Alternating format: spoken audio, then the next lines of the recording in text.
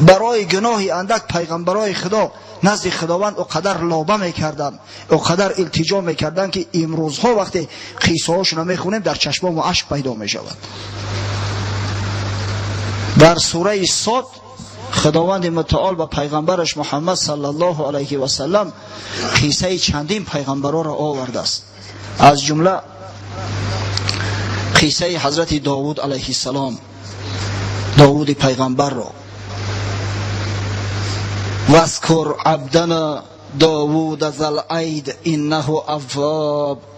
خداوند میگه ای حبیبی من، ای محمد صلی الله علیه و سلم، به یاد بیار بنده ما داوود ذا العید، یعنی داوود صاحب قدرت صاحب قوت که به یک تیر فلخمان لشکر جالوت شکست داده بود، که بسیار اواب بود، یعنی که به نهایت زیاد توبه کننده بود. چنان میگریست حضرت که زمین ها تر میشدند، از آب دیدش علف میروید در زمین، زمین با آب دیده خود شاداب میساخت است. بعدا قصه خطایی که از حضرت داوود علیه السلام واقع شد و خداوند چی نوع گناه او را بخشید به پیغمبرش قصه میکند و در قرآن ذکر آن را میارد که برای ما یک نمونه عبرت باشد. حضرت خداوندی میفرماید و هل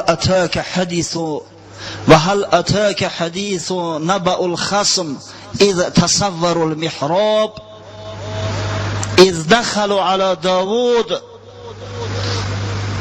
ففزع منهم قالوا لا تخف خصمان بغى بعضنا على بعض فاحكم بيننا بالحق ولا تشتت واهدنا الى سواء الصراط. ای حبیبی من میگه یا داری قصه داوود علیه السلام که هنگام در مسجد خود عبادت میکرد در محراب بود، ناخواست یک قوم از بالای دیوار محراب پریده و داخل مسجد شدن در هنگام عبادتش. قصه حضرت داوود مختصرا اول براتو بیان کنم که ذلت او از چی عبارت است، چی خطاگی و چی کمبودی از او واقع شده است. مفسرین کرام معرخین در این موضوع چی میگویند، بعد انشاءالله بعد پوست از مغز جدا میکنیم کدامش حقیقت است به سمت میرسونیم. زیرا که قصه داوود علیه السلام با اوریا و قصه بزنی گرفتن زنی اوریا در میان مردم به حد معروف و مشهور است که متاسفانه مردم تا به حال مو را از خمیر جدا نکردیان. در حق پیغمبر خدا حتی بعضا گپ‌های ناجا و ناسزای نیز میشنویم. سببش چی است؟ سببش آن است که اهل کتاب نصرانی ها چندین فیلم ها در همین موضوع برداشتیان، متاسفانه به پیغمبر خدا نه فقط به داوود علیه السلام، این بدگوهرها به تمام پیغمبرای خدا طعنها وارد کردیان. چه سخنهای ناجا در حق پیغمبرها میگویند. پیغمبرها را نعوذ بالله بعضا به زنا هم به زناکاری نیز میبرند. گناه زنا را حتی در سر پیغمبرها زدیان.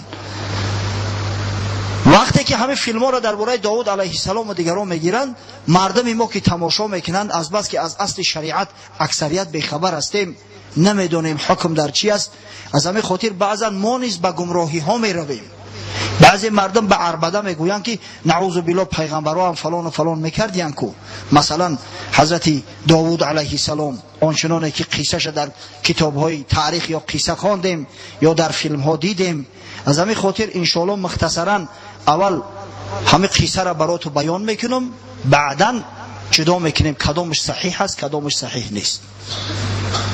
زیرا قصه قرآنی است، منتها خدای تعالی تفصیلات چه آورده است. از همین خاطر هر کسی به زعم خود بیشتری مردم به همون اسرائیلیات به قصه های بنی اسرائیل تکیه کنان سفسطه های پوچ و گزاف زیاده گفتند. میگویند داوود علیه السلام، این چیزی که من براتون بیان میکنم از کتاب المستدرک علی صحیحین امام حاکم است. امام حاکم تصحیحش کرده است، اما امام ذهبی در تلخیص سکوت کرده است، یعنی نه برای صحتش نه برای جرحش چیزی نگفته است.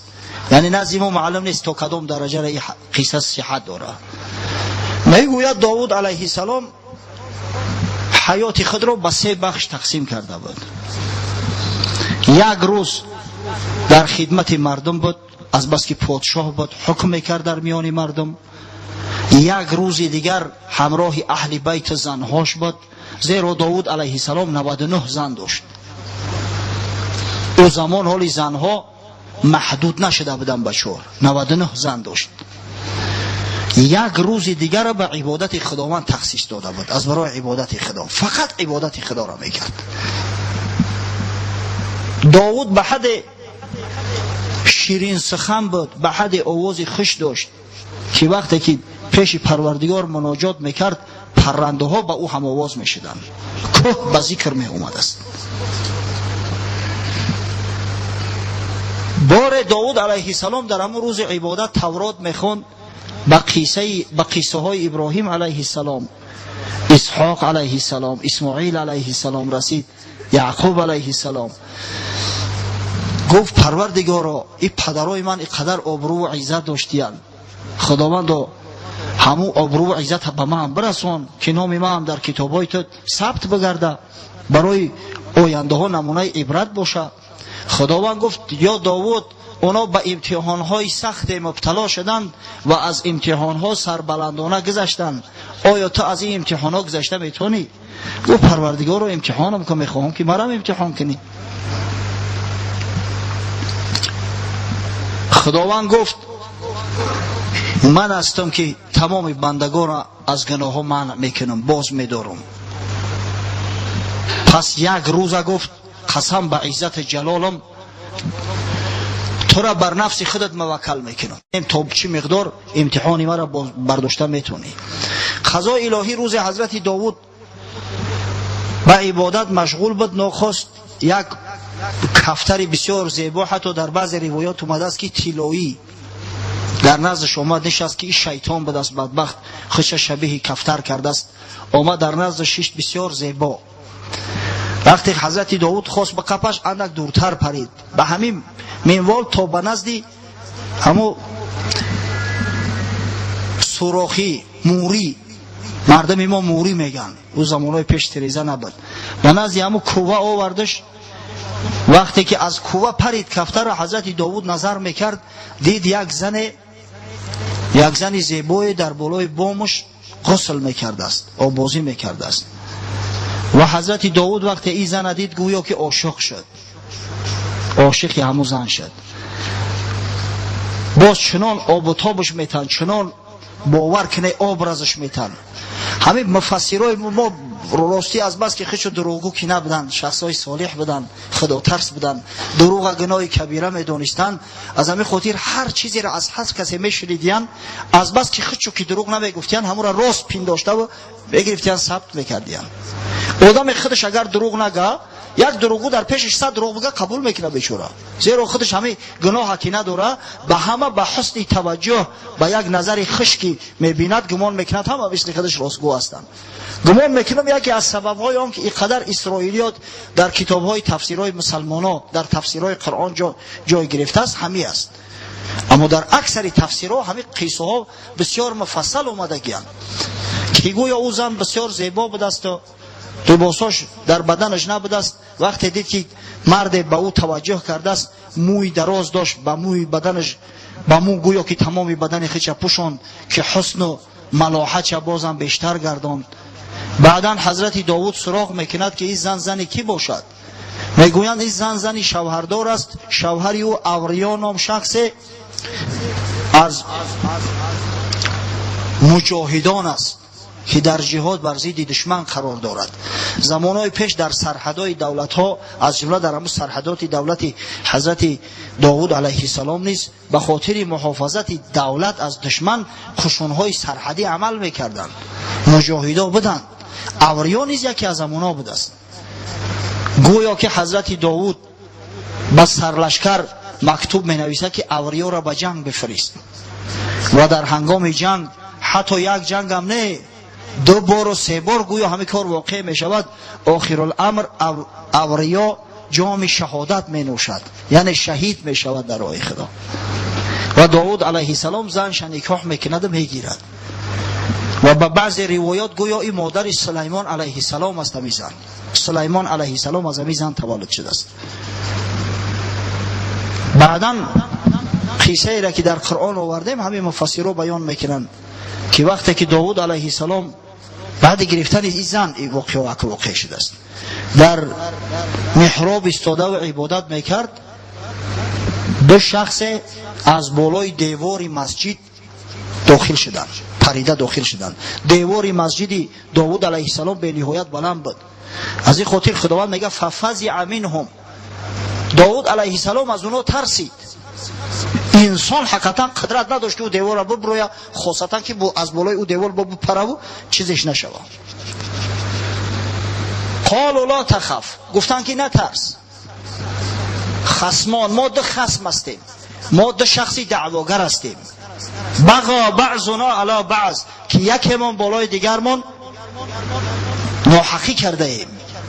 فحکم بیننا بالحق، ای داود تو پیغمبر خدا هستی، پس بین ما به حق حکم کن که حکم بین ما و این برادر چی می شود. این هذا اخی له 99 نعجه ولی نعجه واحده، همه برادر من است. گفت یعنی برادر ایمانی من است، همه مؤمنان با هم دیگر برادر هستند. گفت 99 گوسفندی ماده داره، من یک گوسفند دارم، خداوند به من همین یک گوسفند نصیب کرده داده است. فقال اکفلنیها و عزنی فی الخطاب، خداوند در قرآن بیان کرده است برای پیغمبرش. پس میگه همین برادرم میگه که اکفلنیها، یعنی مرا کفیل همون گوسفند بگردون، گوسفند تا به من رابطه چیکار میکنی گوسفند و عزنی فی الخطاب، و در خطاب و در مباحثه بالای من غالب اومد، از بس که این بسیار ناطق است، بسیار سخندان است، زیرک است، دیگه من نمیدونم که در مقابلش چی بگم. حکم خچه بالای من جورم بار کرده است که گوسفند بته. قال لقد ظلمك بسؤال نعجتك الى نعاجه، حضرت داود علیه السلام گفت این برادر گفت در حق تو ظلم کرده است. شخصی را که خدای تعالی 99 گوسفند داده است، وقتی که به یک گوسفند برادرش چشم علم میکنه، از این ظلم زیاد میشود. این به طلب کردن گوسفند تو در حق تو ظلم کرده ایستاده است. و ان کثیرا من الخلطاء لیبغی بعضهم علی بعض، با درستی که گفت حضرت داود علیه السلام بسیاری از شریکا به همدیگر ظلم میکنن، ناحقی میکنن. همین کار واقعا ما میبینیم. دو کسی هستند که یار و برادر هستند، در یک تجارت شریک میشوند، چند نمیگذره که میبینی یکی بر دیگرش خیانت کرد. کم جوان مردایی هستند که به همدیگر در شریکی خیانت نکنند. عادتا همین جوان مردا را خدای تعالی به نهایت ثروت زیاد شمیته، رزق روزیشون وافر میکنه. زیرا در حدیث های صحیح اومده است که وقتی که دو برادر به همدیگر شریک هستند خیانت نمیکنند، خداوند میگه انا ثالثهم، سیمشون منم، در بینشون سیم من هستم. اما وقتی که گفت خیانت کنن ترکشو میکنم، پس سیم اونا شیطان میشود. حضرت داود میگه که چه بسیار از شریکا هستن که به همدیگر خیانت میکنن و ظلم میکنن. لیبغی بعضهم علی بعض الا الذين آمنوا وعملوا الصالحات، مگر کسایی که ایمان حقیقی دارن، مگر کسایی که مؤمن واقعی هستن، مگر کسایی که عمل صالحه میکنن، یعنی مسلمان‌ها و بنده های بر حق خدا که ظلم نمیکنن به هم دیگر. و قلیل ما هم، اما ایده بسیار کم هستند. میگه پیغمبر خدا گفته است، خداوند اخبارا از داود علیه السلام بیان داره که پیغمبر گفت که این طایفه مردم بسیار کم هستند، مؤمنای واقعی واقعا در جامعه کم هستند، همیشه کم هستند. و ظن داود انما فتناه فاستغفر ربه و خر راکعا و اناب، ناخواست در ذهن داود علیه السلام میگه زد. خداوند گفته است که ما امتحانش کرده استیم، به امتحان خدا قرار داره. غرض از 99 نعجه، 99 گوسفندی مادر، 99 زن است. او یک نعجهش همو یک زن، حضرت داود میگه درک کرده، فهمید که خداوند او را مورد امتحان خود قرار داد. پیش پروردگار طلب استغفار کرد و خر راکعا ای ساجدا، خچ فی الفور در زمین پرتافت، سر در سجده الهی گذاشت و اناب و با گریه و نیابت و زاره و التجا در اومد در پیش پروردگار که خداوند اومد بر جان خود جور کردم، از من خطا واقع شد، گناه ما ببخش. با بعض روایات اومده است که مدت 40 روز داود علیه السلام سر از سجده نبرداشت، او قدر گیر است که حتی میگه در موی سرش علف ها رویدن. این قصه های بود که از همون اسرائیلیات بیان میکنن. حتی در بعض روایات و در بعض تفسیرها اومده است که داود علیه السلام التجای زیاد میکنه، خداوند امرش میکنه که نزد اوریا بره، از او بخشش و پوزش طلب کن، اگر گناه تا بخشید منم میبخشم. بعد قصه ها میارن داود علیه السلام رفت اوریا را صدا کرد، بور لبیک گفت. اوریا گفت یا اوریا سبب قتل تو من شدم، من طرف فرستاده بودم به جنگ. گفت یا داود تو سبب نجات من شدی، با شرافت او جنگ در غزوه در راه خدا شهید شدن، امروز من نعمت‌های دارم که در دنیا تصور او را کرده نمی‌شود. من نسبت تو هیچ خصومت ندارم. همین روایت ها قصه کوتاه که به نهایت زیاد هستند، مخصوصا وقتی برادرها همون قصص الانبیا را میخونن، مال از همین قصه ها و اسرائیلیات است. انا اکنون بیای ببینیم که تا کدام درجه این قصه ها اصل دارن.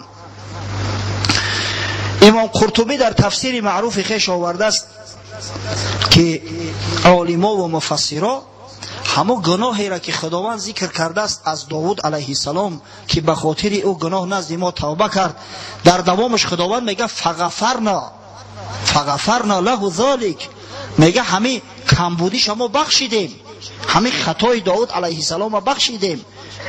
و این له عندنا لزلفى و حسن مآب، و داود علیه السلام رو نزد ما قربت است و حسن معاشرت و حسن رجوع است. خداوند میگه که من بخشیدمش. پس میگن او چی گناه بود، چی خطا بود که داود علیه السلام صادر ساخت و پیش خدا توبه کرد و خداوند توبه او را بخشید.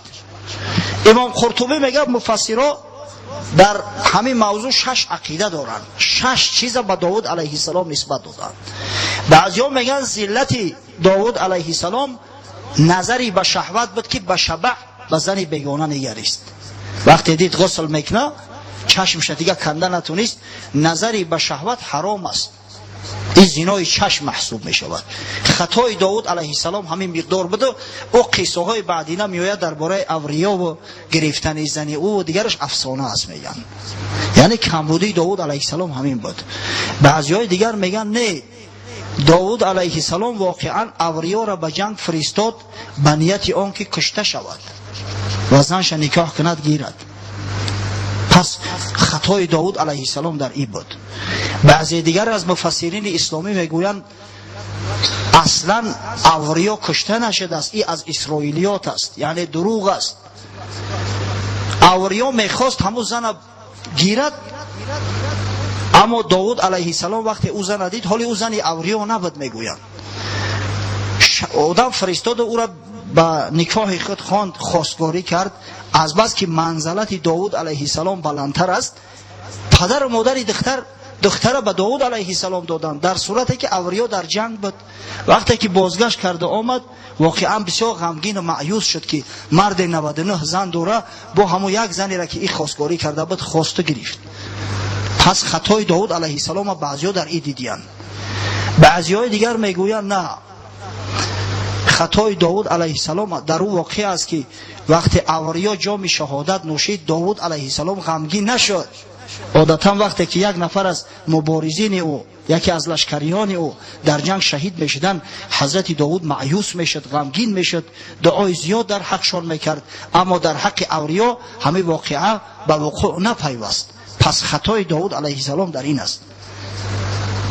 یک عیده دیگر میگویند خطا عبارت از آن بود که داود علیه السلام افتخار کرد به طاعت عبادت خودش در نزد خداوند.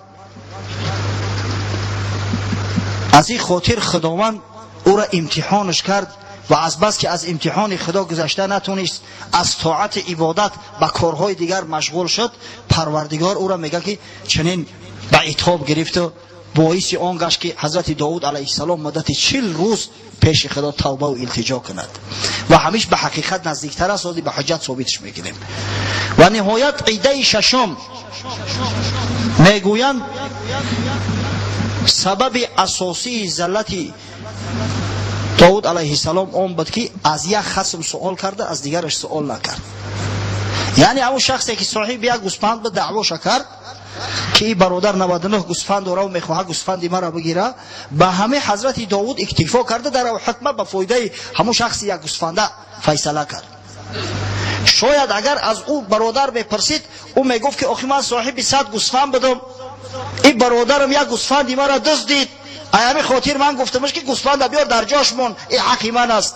شاید این خیل میشد. وقتی که در محکمه از یک کس سوال شوه و از کسی دیگر سوال نشوه، این ظلم میشوه.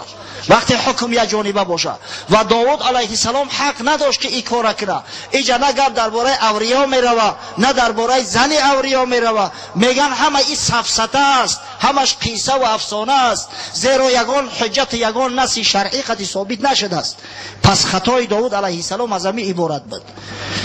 علامه قرطبی یک همش بیان کرده است.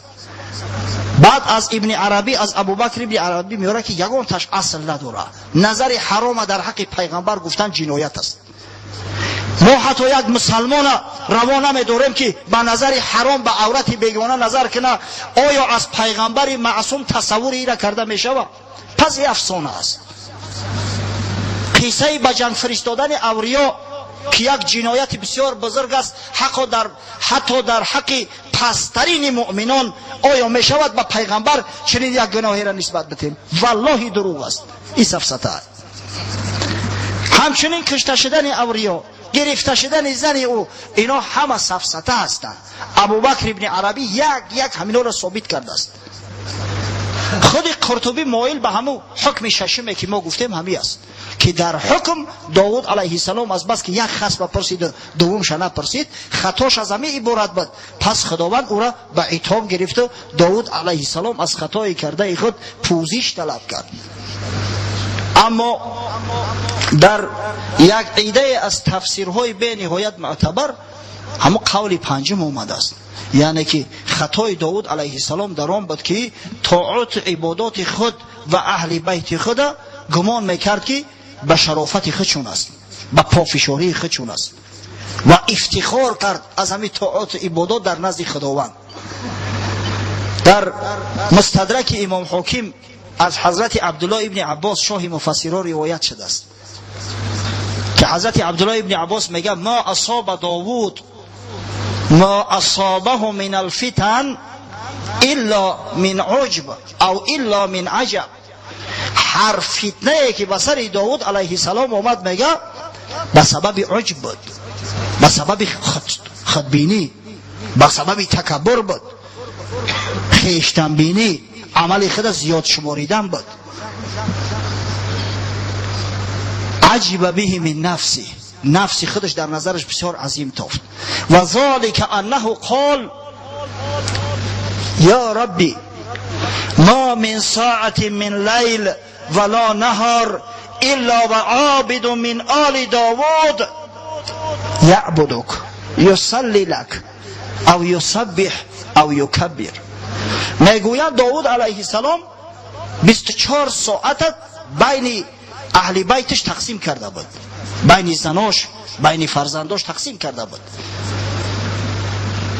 یگان دقیقه نبود که کسی از اهل بیت داود علیه السلام در عبادت خدا قایم نباشه، تقسیمات کرده بود. از همین خاطر باره گفت پروردگارو در یگان دقیقه 24 ساعت شبانه روزی در حولی ما، در قصر من، تو مقصد در نمیابی که شخصی به عبادت تو مشغول نباشه. البته کسی در عبادت قایم است، یا نماز خوانده است، یا ذکری تر کرده است پروردگارو، یا تسبیح و تکبیری تر میگه. وقتی این سخن گفت خدا را خوش ناومد، فکره الله ذالک، خداوند کاری اومد. فقال یا داود این ذالک لم یکن الا بی فلولا عونی ما اتکت و ما قویت. ای داوود گفته ای را از من بدان، از خودت ندان.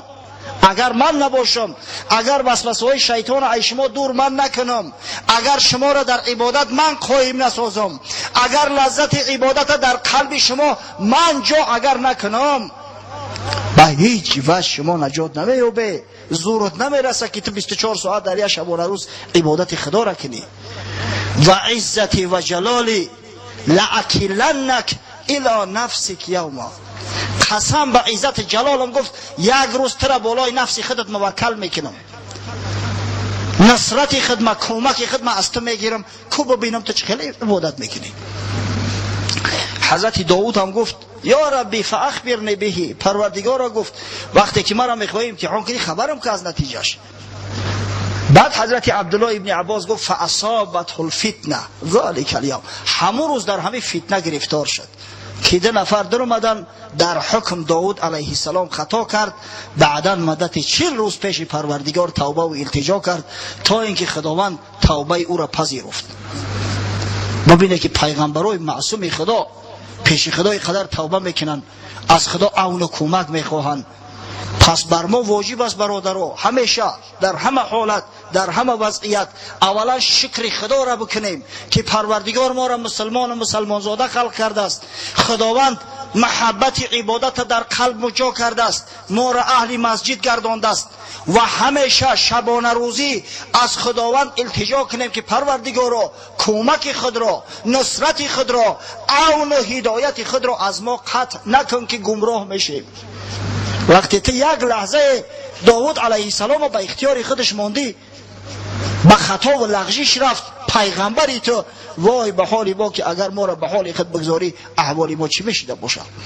در یک لحظه شیطان با 77 وسیله گمراه ما میکنه. از همین خاطر همیشه باید از خدا توبه و التجا کنیم، پیش خدا التماس التجا نماییم که خداوند خودت نگه مان بدار، خودت محفوظ مان بدار.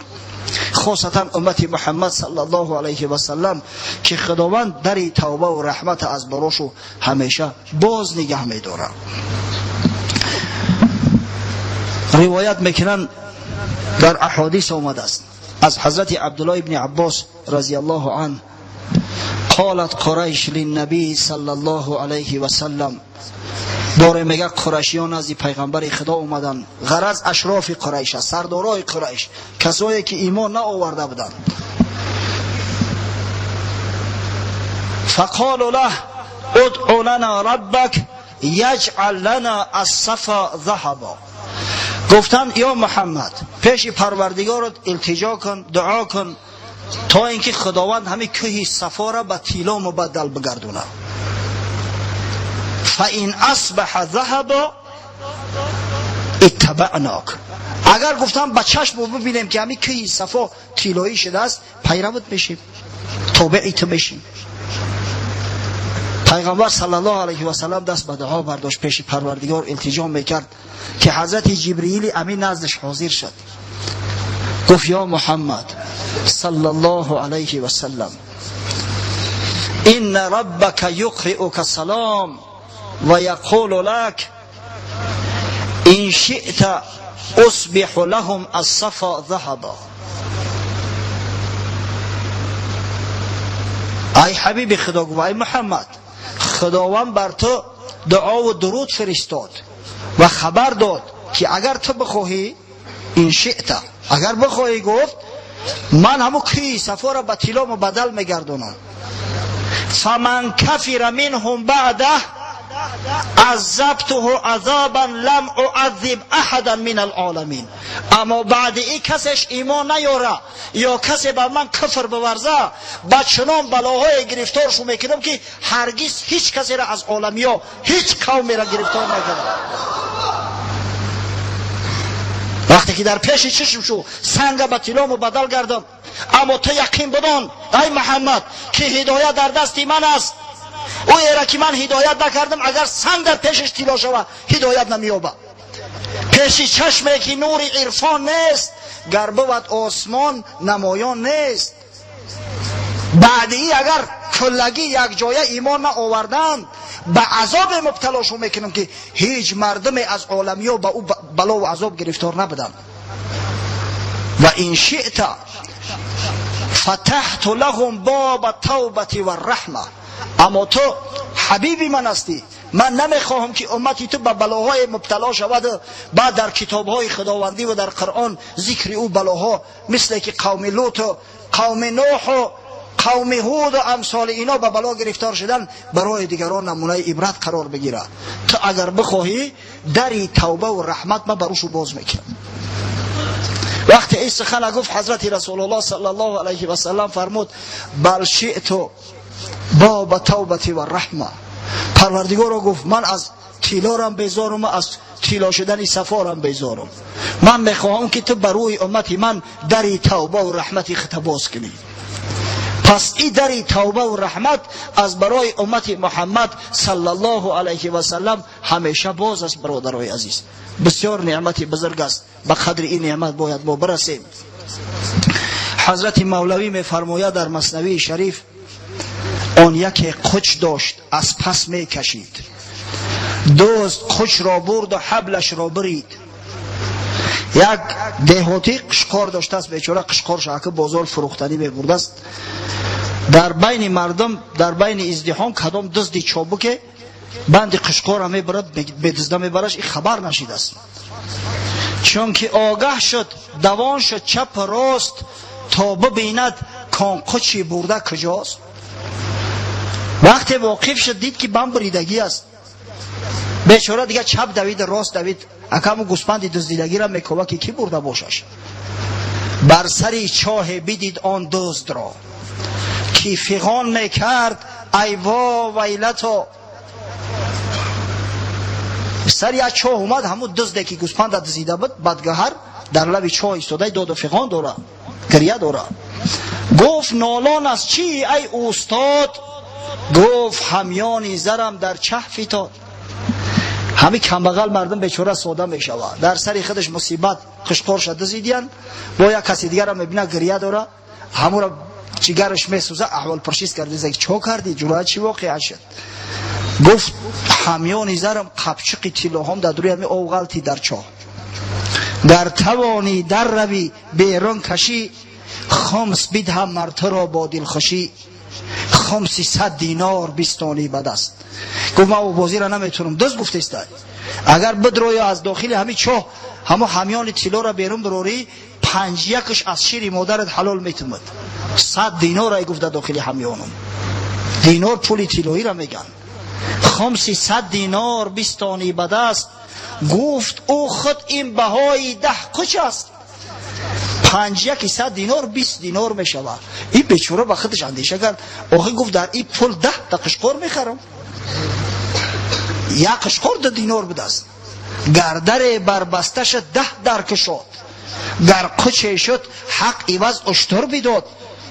شکرانه نعمت پروردگار ببی گفت یک قشقار رفت اینا پولی 10 قشقار شلو میویا. جامه ها را کند اندر چاه رفت، جامه ها را برد هم آن دزدی تفت. بیچاره جامه هاش کشید، لباس ها را برآور، لباس های فسان شد، دروی چاه در اومد. این دزدی بدگهر جامه هاش هم دزدید برد. بعد حضرت مولوی نصیحت میکنه هین سواری توبه شو در دزد رس، جامه ها بیستان از دزد باز پس. ای مسلمان میگه او دزدی بدگهر همون شیطان ای، عباداتی تر دزدیده است، وقتی قیمت بهات دزدیده است، ننگ ناموس شعور ایمانی تر دزدیده است. دیر نشده است، تیز سواری توبه شو، در توبه سوار شوی اسب جوم است، تیز خطا در دزد برسون. هین سواری توبه شو بر دزد رس، جامه ها بیستان از دزد باز پس. مرکبی توبه عجایب مرکب است، بر فلک تازد به یک لحظه زی پست. این خدای تعالی این مرکبی توبه را چنان چابک خلق کرده است که در یک لحظه به عرش اعلا میرسوند. لیک مرکب را نگه میدار از آن که بدزدید آن قبایت را نهان. نه که هشت در سرت بگی که شیطان همی توبت هم ندزده.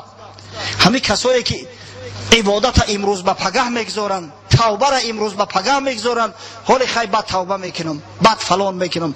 همین شخصایی هستند که در دام شیطان گرفتارن، شیطان علمو مرکب توبه شون هم دزدیده سی بدبختورا. لیک مرکب را نگه میدار از آن کو بدزدید آن قباید را نهان، تا ندزدد مرکبت را نیز هم پاس دار این مرکبت را دم بدم. ای اسلحه تای، ای وسیله نجاتی تای، با قول امروزه ای کازر نکرت تای، ایره استفاده ببر. خداوند توبه کارا را دوست می‌داره، پیغمبرای خدا همه توبه کار بودن. قصه پیغمبرا را به او خاطر آوردیم که برای شما نمونه عبرت باشد.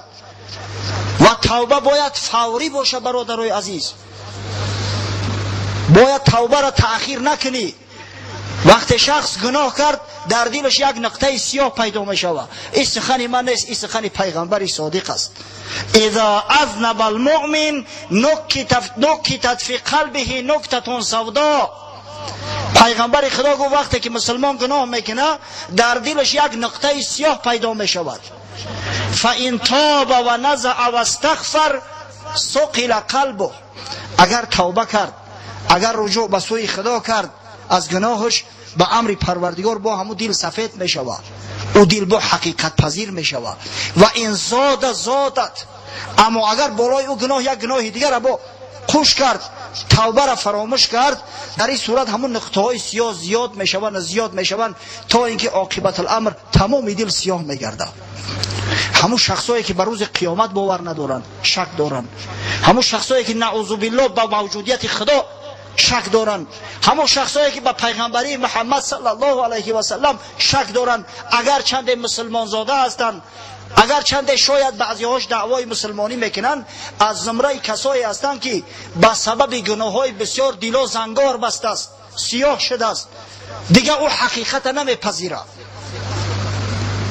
دیگه اگر چند بریا نماز هم که بخونم فایده شونه میکنم، روزه هم که بریا بگیرم فایده شونه میکنم.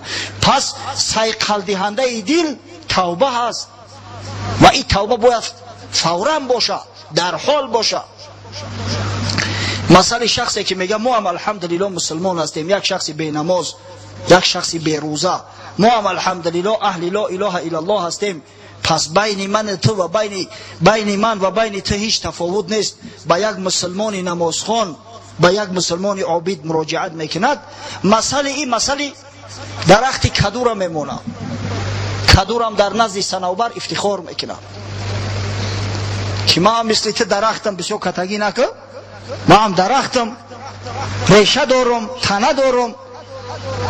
اما صنوبر میگه ولی تو صبر کن، حالی این دغدغه تا بروزی طوفان بمون. با وقتی که طوفان میشه و طوفان در تاب دادن میزنش، درخت صنوبر قایم و استوار است، زیرا ریشه های مستحکم داره، ریشه آب خورده داره. اما درخت کدو یا از تنه کنده میشوه یا از ریشه جدا میشوه در هنگام همون طوفان.